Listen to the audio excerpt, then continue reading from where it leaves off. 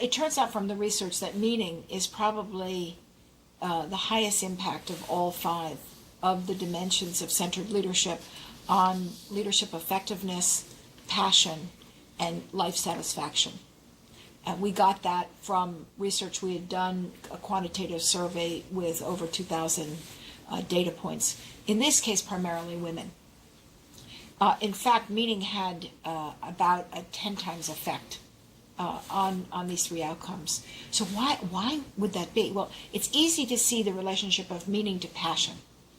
If you can unlock what's meaningful to people at work and get them working on that and hopefully create a shared sense of meaning, they will go to the mat for you. When people talk about their peak experiences in our McKinsey organization practice, often in training sessions we'll ask executives about that peak experience. They will tell you about hardship. It was fantastic. They worked with a team. They worked so many hours. They worked against a goal that seemed inhuman. It was so out of reach. And yet they got there. They succeeded. That meaning was imbued in what they were doing. They don't get that excited when they just say, our stock price zoomed. There were a few other things happening there that created meaning for them. There was a team. There were people working against a goal. The people actually had the skills required to do the task if they could come together as a group. There were some clear processes. There was a lot else going on. But nonetheless, that peak experience provided what Csikszentmihalyi calls flow. The time stops. It's as if you are just effortlessly hitting the ball across the net each and every time. You're not only a star, you're God. That's what happens when you have flow. And it's really hard to get that at work. People admit that it happens less than 5% of the time. And most people wish that, they don't want it 100% of the time. But golly, wouldn't it be fun to have flow 10% of the time or 15% of the time? And for those of us who live for the highs, 20% of the time? Because you're going to work hard and you're going to give your all. And you're not going to get paid more. So wouldn't it be nice to have flow? So meaning ties in very, very strongly to unlocking the total potential of the organization. And it simultaneously ties into the individual saying, I am running to work because I know that my voice is being heard. I am being valued and respected. I can make a difference here. And you know what? It's fun. Flow is fun.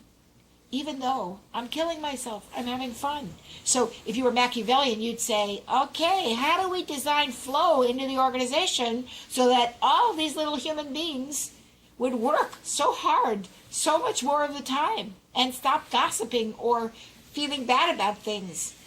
It takes away fear when you work like that.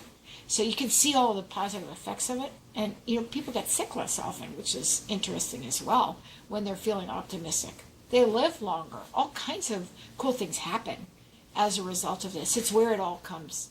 It comes together in meaning. But remember, don't just look at meaning and forget the other 4 things, because I keep like a broken record. You need all of them. You need at least 4 of them, if not 5 of them, all working together to make the organization hum against its new challenge. Simultaneous to the work that we were doing on centered leadership, my colleagues, Scott Keller and Carolyn Aiken, were looking at organizations and meaning in an organization. And they do an exercise, fascinating exercise, that teaches us that there's more than one source of meaning. What's meaningful to you is clearly going to be different than what's meaningful to me, and what's meaningful to him, and what's meaningful to her, and on and on. And they found, in general, there are 5 different sources of meaning for a company. Me, how am I performing? Am I going to get promoted? Am I going to get paid? Do I feel good about myself? My team. I love my team. I love it when we get to do all this cool stuff together, and it's just like having friends at work. What's better than that? I love customers. I love it when the customers are happy and I feel like I've helped them. My company, I'm very proud. My company shareholder value increased 3-fold. What's better than that? At least I've made a difference inside this company. You know what? It's really society that creates the meaning for me.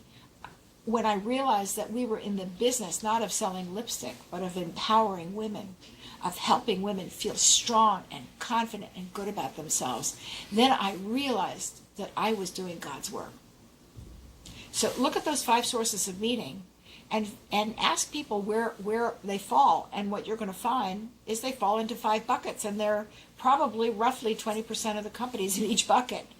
And so just telling people, we got to grow sales by 20% because that's our goal, isn't going to do it.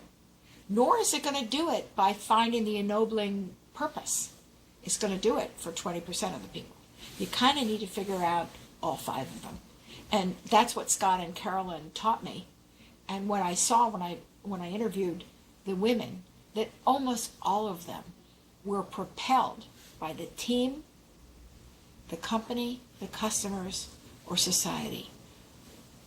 The modesty that I ran into, either they were remarkably careful, or in fact, one of the things that I did uncover is that for women, it tends to be about everybody else and feeling good because you've made a difference for them.